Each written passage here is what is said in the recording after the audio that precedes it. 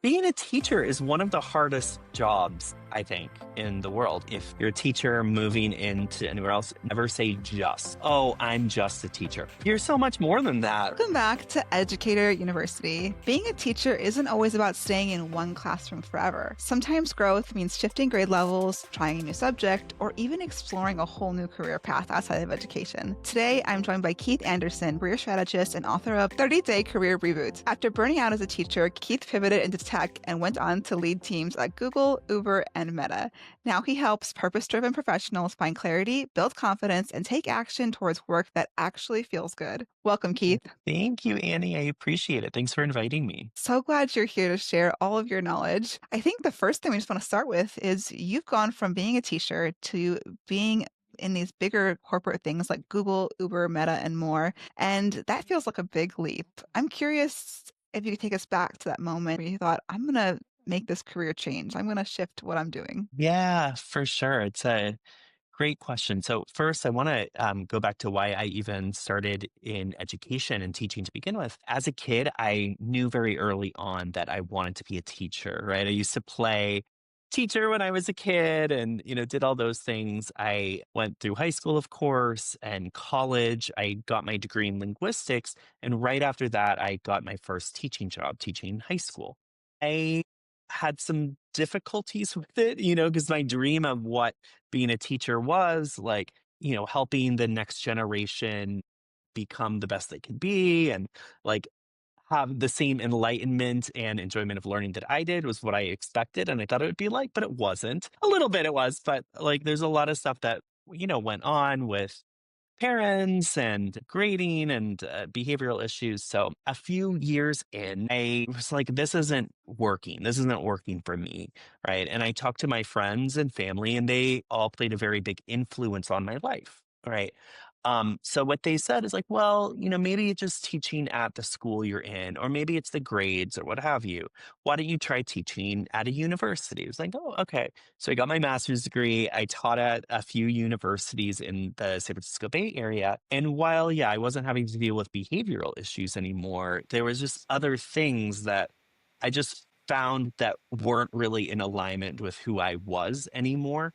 But the part of the thing is like I can like feel meh about something just like anyone, right? Like maybe we know this isn't the perfect fit, but like there's nothing that's actually pushing us or moving us into something else, right? So for me, that moment where I knew without a doubt that I had to leave was when, so I rode a motorcycle and I got into a motorcycle accident one day in early May. I was supposed to teach that day. I was driving to the university, but obviously I was in the ER now. I called the university, the HR, and I told them, hey, I'm in the hospital. I can't come in. HR lady that I was talking to, she basically gaslit me. She was like, oh, well, what about your students? Who's going to grade their essays? Who's going to, who's going to proctor their exams? What about them? And she could have cared less about me and the fact that I was in the ER. So that was just, for me, that was the icing on the cake. And like that said it all in a nutshell of like, honestly, what the hell am I doing in this career path? So I know that this is a long answer to your question, but from there, then I went within and I did a lot of career exploration in very different things like advertising, UX design, graphic design, instructional design, and web development. And while learning these new things and kind of figuring out who I was more internally, I have always been really interested in new generation tech. So at the time, this was like Google Glass and some other products that the time Google was creating that, at the time were confidential, right? So I've always been interested in that type of stuff. And lo and behold, a um, through there are a few different things that happened, but I then was able to land this great job at Google as a web developer initially. So that was the big leap there. Of course, there's a lot more details, but that's essentially how I went from being a teacher into working in corporate at Google. Yeah, I think we all have that aha moment when we know we need to make a shift or a change. And that was a pretty big one for you, the motorcycle and being in the ER, having that moment of I need to move on to the next thing. Yeah. Yeah. Um, But yeah, I'm glad that it happened. It was scary at the time, Yeah. right? And I was freaked out. And for a few years, I was like, oh my God, am I making the right decision? Who am I? Because I identified so much of myself being a teacher and like keep Mm. equals teacher, right? Like, well, if I'm not a teacher, what am I now? So yeah, but I'm so glad that this happened. So it wouldn't have brought me to where I am today. So Yeah, and I think it kind of moves into this idea of the one of the first steps in your book you talk about when making a career change is getting clear on your next move. And you kinda had to do that for yourself. Do you have tips for teachers in terms of finding their own clarity if they've had that moment of, "Aha, I think I need to move," whether it's within education or without? Do you help them find that clarity? yeah, for sure. So there's a few things. The first one I would say is it's about energy, right? So there's certain things from a lot of people, right? There's certain things they really like about teaching, then there are other things they don't in terms of the job, not like literally being in the classroom teaching, right? So first, what I say is like take an inventory of like what your day to day looks like and what are the like small to large tasks you do. Write them down, right? Then identify, is this something that is bringing you energy and excites you and makes you want to continue doing it? Or is it something that depletes you? And like, if you think of doing it more, you roll your eyes or you get tired, like, you know, because if you have like nothing in life is perfect, right? If you have so many things that are depleting you, or you go home after a full day of work and you're like exhausted and you can't do anything else, something's got to shift. And really, like, in order to get clarity, it's first pinpointing those breadcrumbs of what you're doing now that even if they're just really small things, they can help paint the picture of and just start, right?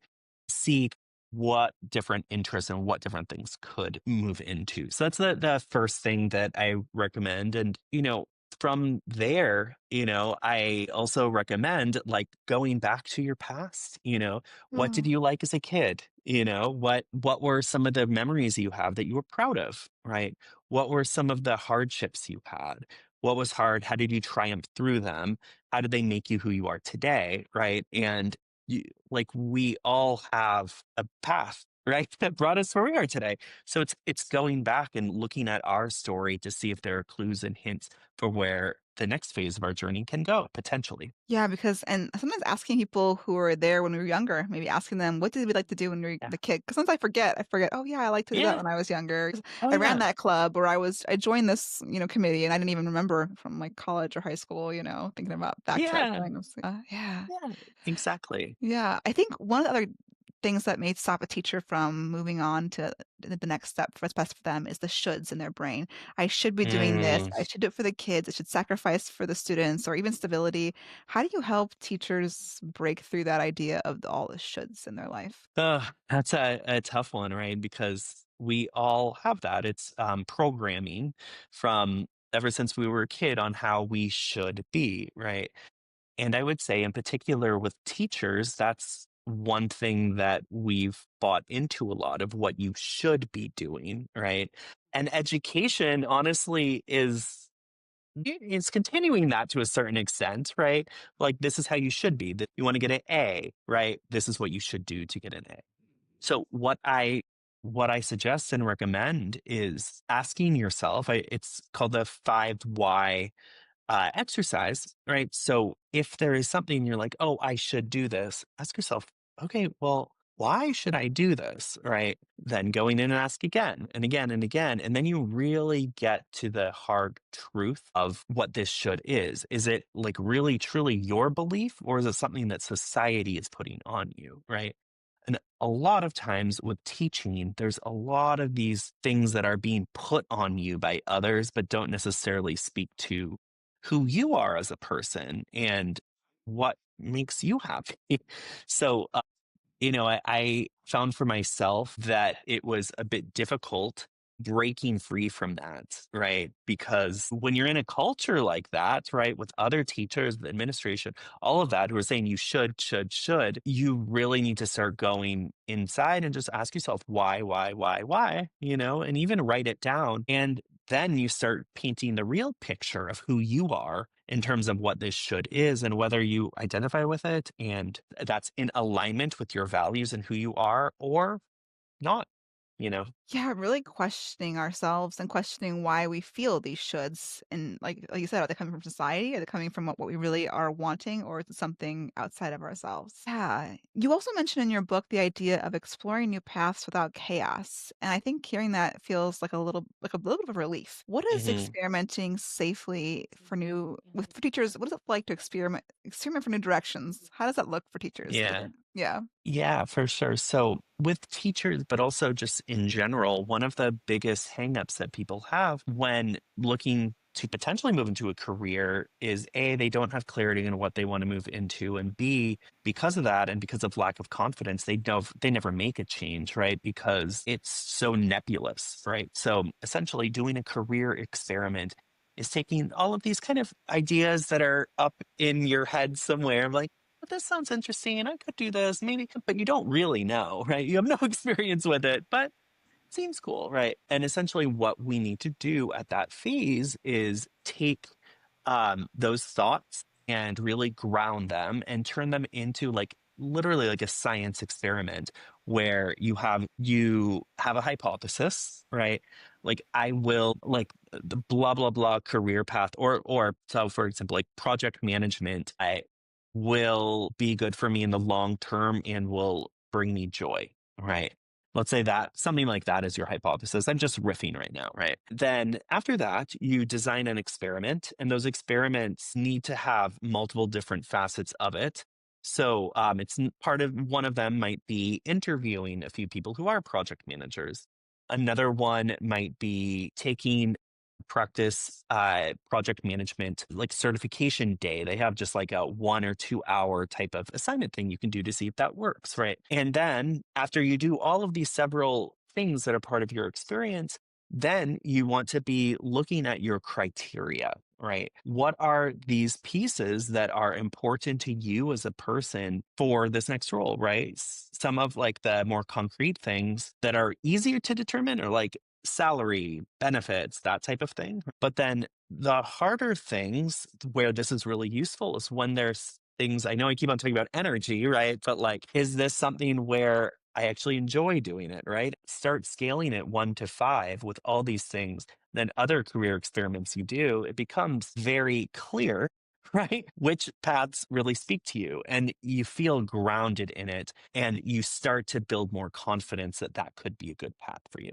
So that's essentially what a career experiment is. And, it's something that when I work with my clients on this, each of the career experiments, after you do the design, which takes about like an hour or two to design it, the actual experiment takes about 2 to 8 hours to perform. These things are not meant to be like, I don't know, like a week long or month long, nothing like that. Because really all it is to get a pulse check to make sure that these assumptions you have are accurate or they're not. So yeah. I think that's important because as teachers, we really don't have a lot of exposure at times to outside ideas or careers. We've grew up in the classroom, now we're back in the classroom, so maybe we don't even know it's out there, that could be an option Yeah. for us. So, Yeah. 100%. I was there too. I had no idea what the world was like outside of education and it was daunting. So yeah, yeah, I hear you.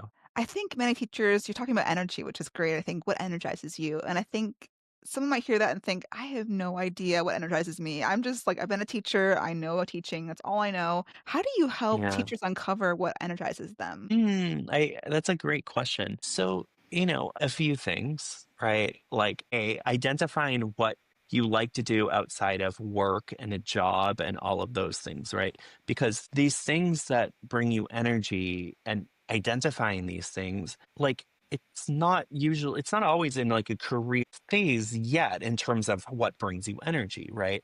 And really, if you think about it, these career tracks and all of that are kind of, in some ways, you could say artificial, right? Because first, you need to tap into yourself, right? And see what you like doing in your life in general, right? And then using that as a catalyst to start exploring new things. So what I suggest is first, similar to what we were talking about earlier with the breadcrumb activity and going back to your past, identifying these things that you used to love and certain characteristics and things that brought you success at different times in your life. Even like I'll give you an example, right? So for me, I did a lot of theater when I was young, and one of the shows I was in, I was an understudy for, and the person that I was an understudy for got sick, so I had to go on stage, and I like kind of knew my lines, kind of not so well, but I went up there and I'm like on the spot, I'm able to like wing it and like really get in it with it, and everyone's like, "Wow, you did amazing, amazing, amazing!" Right? That to me, like that breadcrumb for me was like I'm really great at figuring things out in the moment, right? And to be put on the spot to figure things out, right? So that with that breadcrumb, then I started being able to look at what are some other areas where I can bring this skill set that I actually really enjoy doing into other arenas. So once you start having things like that, that's great. And then using a tool like I believe it's called Google Dream, right? Or the small is it the Small Business Association also has like assessments you can take that helps you identify your current skill set or your current skills that you enjoy doing and map that to specific roles. All right. That you might not have, most of them you probably wouldn't even have thought of could be of interest, but that's the point, right? Like to see what that is, see if there's something there, and then explore from there. And the last thing to answer your question is when like with teachers or anyone, right? We need to be very, very careful of uh, making jumps to conclusions without enough evidence, right? So, for example, maybe there's a career path that like you're really interested in, but you have these assumptions like, "Oh, I'm gonna have to go to school for another 25 years," or like, "That's a blue collar job," or I'm not gonna be using my degree," or something like that. There are all of these things, and you really need to push past them because those are your limiting beliefs that are just gonna keep you where you are now, right? Um, so it's a mindset shift that really has to happen there once you start doing more of this exploration work.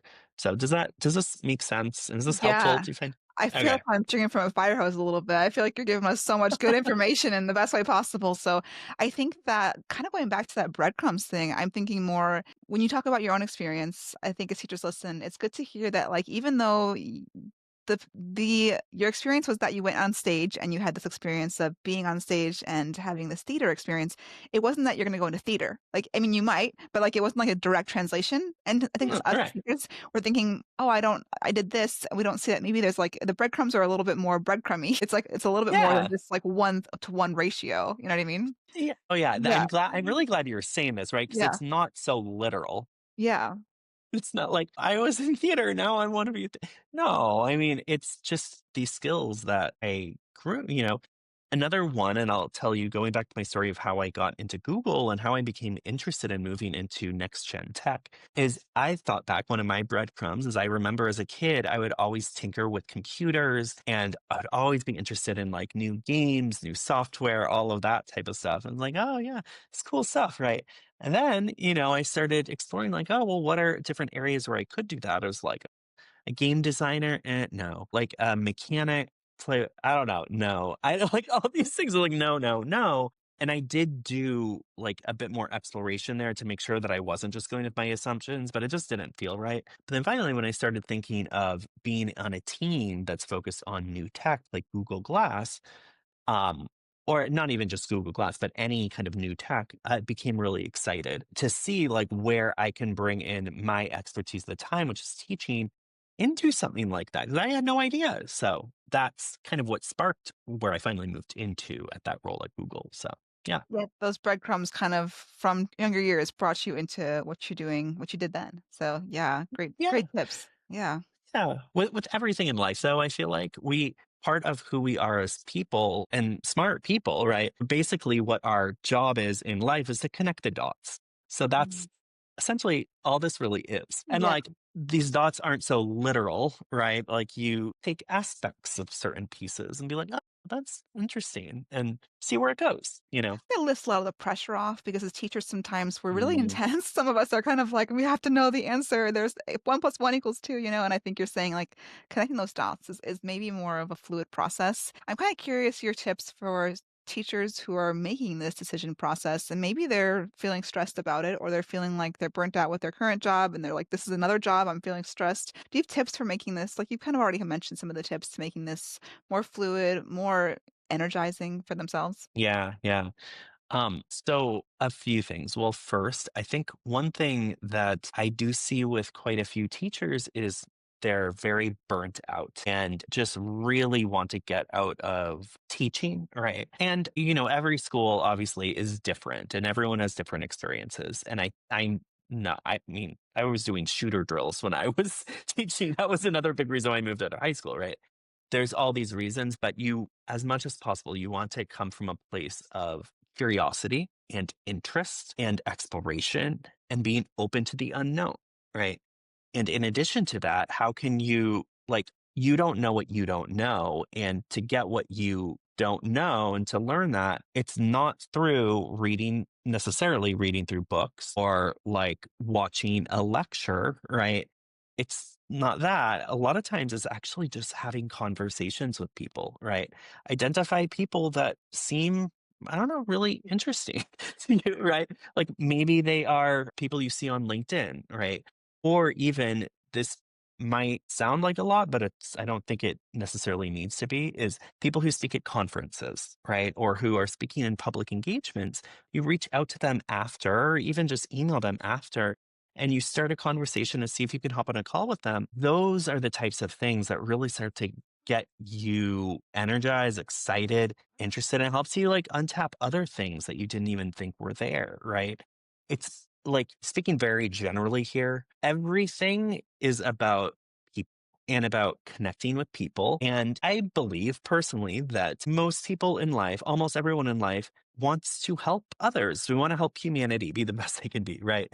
So people are willing to speak to you and really share their experience, but you need to come from a place where you want to hear about them, learn about them, what they're doing, not like, do you know of any jobs? Right. What do you need to get into this job? Like that's it. No one like that. That's transactional, right? But seriously, going with ease and just talking to people that you're drawn to, that's where all of this starts, right? Because you can't do all of this alone. Yeah. Last thing on that. I found for myself, and I think a lot of other people who are probably listening, we're very smart people, right? And we think we can figure everything out on our own, right? But that's not the case. It's not true, right? Because there's 8 billion people in this world, right? So we need to hear and like speaking to some of these people who we're just curious about, that just expands our world more and more, and it brings us things that we don't even know that we don't know we would even want to know about. That's where that's where the magic happens, I believe, with your career, but everything really in life, to be honest. Yeah, connection is such a big part of moving forward in our lives in so many ways. And that kind of leads right to my next question, which was kind of that importance of human connection and asking for help in the right way, which you kind of covered a little bit. How do you ask for help? I think as teachers, our networks sometimes are a little bit smaller. We know lots of teachers. Yeah, We don't know any people yeah. outside of education. So you mentioned conferences and if people in Mm. charge of those. But what else are ideas for teachers to kind of start connecting people outside of their field if they're thinking about maybe moving into different positions? Oh, yeah, totally. So, well, going back to the conference piece, I would say, like, if you decide to go to a conference that's not in teaching because you're interested in a new area, like, to be honest, that can be a lot of time and energy that you're putting into something. Unless you are extremely gung ho about it and you're like, that's the best thing for you, amazing, do it. But, like, almost always, I would say for people who are just transitioning, just at look at the conference website to see who is presenting and then reach out to them, right? Usually they have their email addresses there or they're on LinkedIn and you send them a quick message like, "Oh, hey, I saw that you were doing a presentation on blah blah blah. I wasn't able to attend, but I see this about your background. I'm really curious to learn more about you. Would you be open to a conversation?" Again, like you're connecting with authenticity with who you are and drawing the connections between you and them. Then people start wanting to open up. Initially, people don't, right? Because everyone's trying to sell them things and market them, right? But when you come into really reaching out specifically to who they are and identifying pieces about them that make you interested in wanting to speak with them, not this kind of like generic message. Sorry, then people start connecting with you. Now, going back to what you said about teachers, basically their whole network is teachers. Totally agree. I felt that exact same way, right? And it was. So for me, I started going to some network events. I was living in San Francisco and it was fine. It was, I met some really nice people, right? Did they help me get a job? Did they help me move? No, but they're nice people. And it was maybe good, I guess you could say, for me to kind of explore and understand more what they're doing and see if that would interest me. But what I found, what I advise people that I'm working with is a really targeted approach of who you are reaching out to. So you want to reach out to people who are likely to connect with you and who are not in the teaching space. You can use LinkedIn, but there's also several different niche communities where people are even more open to connecting with new people. So it's tapping into those places where you're putting yourself out there a little bit, just in a one-on-one like chat conversation, like a message. Just say, hey, you have a really unique background. I'm really interested in da da da da da da da da you're doing. I'm looking to make a similar transition as you. Could we hop on a call for 15 minutes? Right. That's how you start to expand your network. One last thing on that. When you do that, like a pro tip, have a conversation with them, focus it on like you want them to be speaking about really positive things about their role, their industry, what they're doing. Then this is very important. At the end of the call, you want to be saying like, wow, this has been such a great conversation. I really enjoy how we're talking about da da da da da da da da. Da. Are there any other people you can connect with me with who seems like they are in alignment with what I'm looking for or who could help me go towards wherever I'm trying to go, right? Yeah. Because you can't, you're just not being efficient if you're like trying to reach out individually one to one to one. You're going to go crazy, right? But like have your like that one person or a few people that you reach out to who are completely cold. And then now you know them and it's a little bit warmer. You have like a 15-minute conversation. Then they introduce you to other people and then you're warmer with the other people. And then even going further and connecting the dots like that, that's how you start to build out your network in a way that's easy. I guess it moves with ease because it's all based on just like genuine connection and interest between people rather than like tell me about your job or like you do know of any job openings type of thing. So yeah. Yeah, I think that's a really different perspective to have because sometimes when you're on, I'm guessing, job interviews or your LinkedIn or whatever, you're kind of, it's very, like I said, transactional and giving that more warm approach and just asking people about themselves and their own expertise. It probably is refreshing for someone to talk about things that they enjoy. So it's probably nice on their side too to be able to share that. Yeah. Yeah, Yeah. it's how we as humans are hardwired, right? We want to share. We love to stories. We love to share experiences and help other people as best as we can. And if you think about it, not to completely go off on a rabbit hole, but if we go back to like the Stone Ages, right, or the Bronze Age or something, when we were all in small communities, right? If someone from the outside comes in that nobody knows, you're going to have your defenses up, right? But once someone who's in your clan comes and introduces you to the group because they know you, then people's guards start to come down. So it's first like getting those first few people that are cold, right? And then from there, like getting to know other people in their network, right?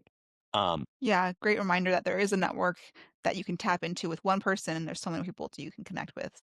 yeah, Yeah, yeah, and I think one thing I think part of your network is that you've helped in big companies and corporations, like I mentioned earlier, and I think you were part of the hiring team. Is that correct? Did I read that correctly? Yeah, so you hired, yeah, I think it says you hired more than 100 people in tech.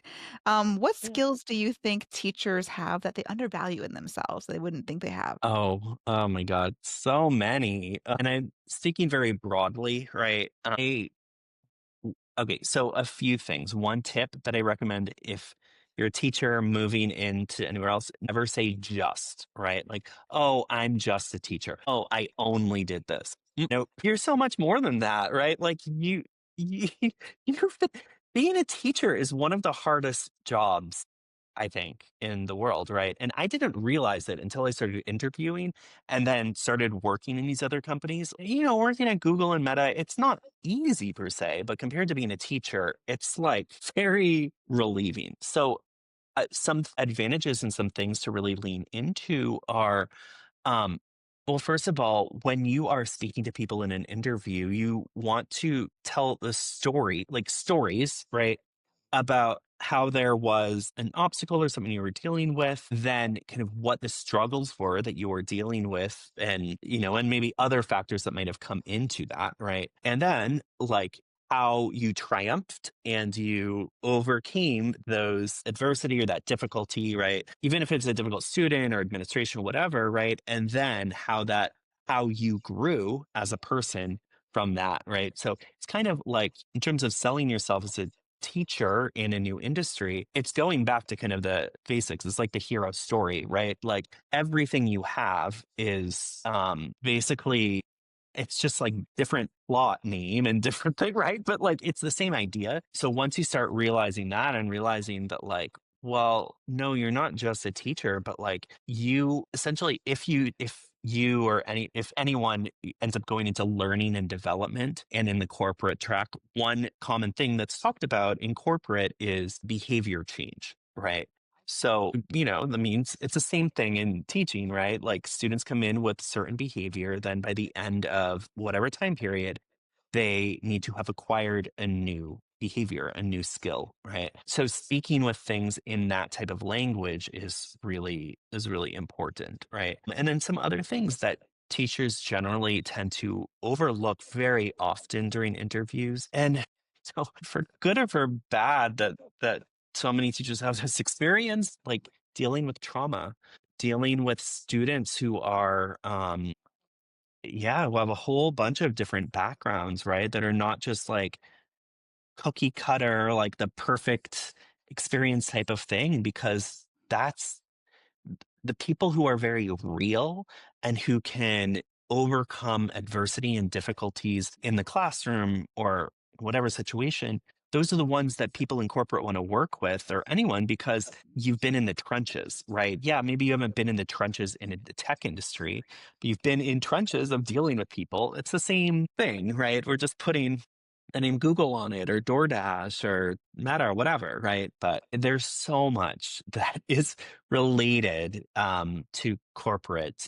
Almost everything I would say is related once you start digging down a bit to not just the superficial of like, I grade papers, but like, what is that under like, you are evaluating people's ability to be able to perform on the job, right? Or perform doing da da da da da. You see what I mean? It's kind of the same, but you just need different vocabulary and different language to speak about the same things essentially. Yeah, I think it's like having the confidence to think that our skills really are, like you said, they're these skills that can be translated in so many ways in so many industries, and having the confidence to have the language to communicate that in an Yeah. interview or on a resume as you apply. Yeah.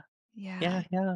But to your point though, it can be really difficult though, like when you don't have connections with people in these industries and you don't have a frame of reference, right? Like, sure, honestly, Annie, maybe we can talk about this now and say that, but like like it's much easier for us here to agree and say, yeah, yeah, do this. But this is why, like when I work with people, it's about showing them step by step how to do this because it's something that sounds easy or it sounds simple, but it's actually not that easy. So yeah. Anyway, yeah. But what Yeah, what were you gonna say? I Sorry. like you saying that because I feel like we need to communicate that. We need to have grace for ourselves as teach. If someone's thinking about moving, they need to think, yeah, maybe I need some support, maybe I need some help because it might be easy to say, but much more of a step-by-step process to actually complete. Yeah, Yeah. exactly. Yeah, yeah. For a teacher listening who feels stuck and they're hearing this and they're thinking it's sparking something inside of them, but they're not sure. What are some small steps or what's the first step they should take right now to think about, as they move forward? Yeah, yeah. Well, I think now it's like you have a spark, right? And you want to keep that momentum, right? Maybe it's just even a small spark, right? But I mean, what I recommend doing is just getting out your notebook, right? Or a journal or something and just writing down, like, from maybe even just after this podcast episode, like what came to mind, why, what was the spark that came out? Why is it something that's there? How can this change your life in the next year, 3 years, 5 years, right? Put it hypothetically, see what comes from that, right? And really, like when you have a spark or anything, like even if it's a small thing from this conversation, like I would also write on your journal paper, what if, right? What if you did explore this? What would happen, right? What if you did end up getting a role like at a company like Google that was my dream company at the time? Like, what if that happened? Mm. Who knows? Maybe it can, So it, but it's that momentum, right? Like if you have like that little spark now, just writing, a simple act of writing and getting you to think not logically, right? Like that what if question gets you out of that like logical side of your brain. That's when things start to really come into their own. Um, a lot more than just our logical brain of like, you have to do this, you do this, do this, do this. Yeah, and I will speak to that because I mentioned before the call that I recently switched over subjects within my career. So I used to taught Yeah. language. I taught language arts for majority of what I did in ESL, and the last 3 years I moved over to home ec. And I think moving when I made the transition, I think I sat there thinking, "What if?" And I actually applied for all different kinds of elective jobs. I tried for art, and I tried for digital media. I put it all out there and this is the job that came to me, but I feel like if I hadn't have just sat there and said, "Well, what if," like, even though I've always taught language arts or ESL, what if I did something different? Those what if questions really Yeah. helped me as well. So that's a great strategy to use. So, yeah. Yeah. Yeah. And Annie, I'm curious, right? Like I mean, I'm sure you were growing as a language arts teacher and teaching ESL, but like I can only imagine that now that you've moved into home ec and you're doing different things, that you've grown so much in maybe ways that you didn't even expect, right? Like that's amazing. That's the whole point of life is to grow. So you or no one would be able to do as much if you didn't take that leap. Yeah, and I think that I had people around me who were saying, "Go for it." I think it would have been hard if I put myself. I think, like you said before, too, connections is Mm, a big part of that because I was thinking, I don't have an endorsement yet. I had to get the endorsement as I went along, and it was a bit of a process, but it was worth it. It was 100% worth it. And yeah, so, like you said earlier, just go for it. Do the process. You'll figure it out as you go along. All the pieces will come together if you know what you want. I think that's kind of what I discovered in this last little career shift I had recently. So, yeah. yeah. I Yeah. love that. Yeah. Are there any final thoughts you wanna share with teachers that we haven't yet covered? Yeah, that's a good question. I think similar to like what we were saying earlier, like with all the shoulds, right? If anything else, whether you actually do end up making a move to a new career path or not, just ask yourself, why do I think this? Right? Why am I shooting on myself? What is what do I actually think? That's really what I would say, like, is really important, and it's not so much even just about shifting into a new career path, right? But getting clear about who you are and whether the current career path you're in does well align with who you are, what you love doing, and how you want to and are giving back in the world, or if there's something else, right? But if you get really caught up in these societal shoulds or teaching shoulds, then you just have to ask yourself, is this really you or is this the idea of as a teacher, right? That's what I experienced as like Keith equals teacher. It was all these shoulds, right? Like, oh, I should be in a teaching job for 5 years. I should do this. I should do, but it's a facade a bit. So that's what I would suggest, right? If you're listening, like start questioning yourself and your inner dialogue. So yeah, Yeah, what a great reminder to give ourselves a little bit of an opening in our mind to think. We don't have to always follow those shoulds. We can actually think different, think big, and all those things. So love it. yeah, I always ask some fun questions before we ask where we can find you. So I have 4 fun questions I always ask for the audience to get to know you a little better. They're yeah. teacher related, and you are a teacher, so that you were and you still are. You teach people about careers. So my first question here is your favorite teacher lunch. My favorite teacher lunch. Okay, so I was teaching at this university in the Bay Area, University of San Francisco, if anyone's listening. And in the faculty cafeteria, they had this like, oh my God, this amazing succulent chicken and rice. Oh my God, that was to die for. When I taught in high school, the food wasn't quite the same. But, yeah, that was the best. I felt like it was gourmet for a university, but, Yeah, yeah, that was my love favorite. it. That sounds good. Yeah. Yeah. Your best behavior management or emotional regulation tip? What I do, I think a lot of teachers probably do this too, is like when your class is like they're all talking and blah blah blah blah blah, right? What I like to do is I just look directly at a few people and I just stare at them as they're talking, so then they realize that they need to be quiet. And then so, like, I'm getting the attention of the whole room without saying anything, right? I think that that's very powerful, as especially in the classroom when you are the authority figure and when you have a large class of, like, 30 to 50 people or however many, like, it's a very grounding sense, and it also, it gives you the sense of authority, not just to yourself, but I mean, to yourself, but also to the students, right? From a place that's not like, "Hey guys, hey, come on." That's not out of authority. So, yeah, that's what I recommend. That's what I Yeah. love doing, actually. Yeah, finding that kind of that moment of authority in a quiet and very but persuasive way. I like that. Yeah. Yeah, yeah. Okay, next question here is teacher that made a difference in your life. Oh, I love that.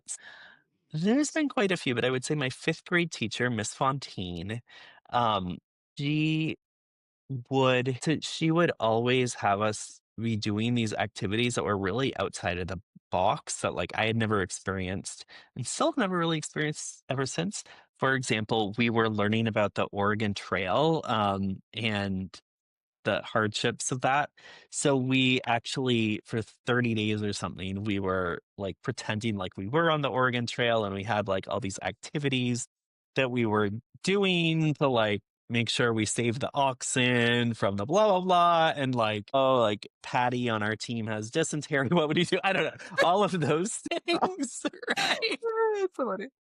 Yeah, yeah, but it's like really it's like, "Oh, wow, this is so cool," and I think that might have been one of the reasons why I wanted to become a teacher is like, "Oh, wow, this feels really lifelike." It's very like, "Oh, I can feel what it's like to be a teacher." So, Miss Fontaine was like, by hands down, like, my favorite teacher. So, yeah. I love that she brought learning to life in such a fun way. Yeah, exactly. Yeah. All right, last fun question here is the last lesson you taught. The last lesson I taught the last lesson I did a YouTube live webinar on navigating AI in your job search. Yeah, I mean, that essentially is not just like use ChatGPT, not that, right? But more focused on like what are different leverage, what special leverage do you have navigating AI, and then what can you do since everyone else is using AI to differentiate yourself, right? Because the job market has changed so much that like we need different approaches because there's so much noise coming in, even more than we'd been experiencing before. Um, yeah, that was the last thing I taught. Yeah, that's a big, big thing to teach. Yeah. Keith, thank you so much for being here today. You brought so much value to teachers, talking about careers and options and opportunities, opening our minds to what we could do in the future.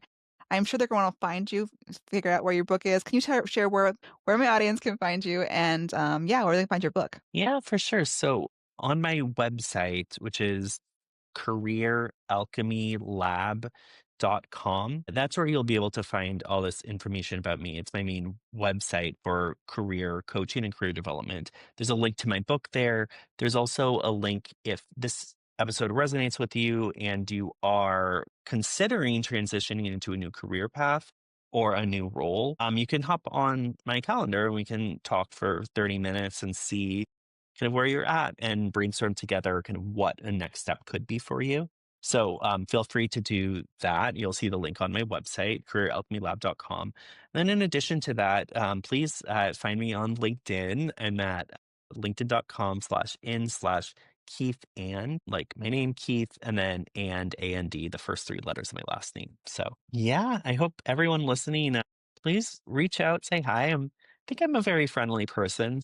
I always love meeting new people, so it would be great to speak with you too. Love it. Well, thank you so much for sharing that. And I will link your website right below this episode if you guys want to click on it and visit with Keith. And thank you for that offer to connect with you. That's awesome. And thanks so much for being on the Yeah. episode. It's been a great hour. It's been a great time. Yeah. Likewise. Thank you, Annie. I really appreciate it. And I really hope that this is valuable for all the listeners. Will be. I'm excited for the comments. I want to hear you guys in the comments. Let us know what you learned today, and looking forward to hearing that.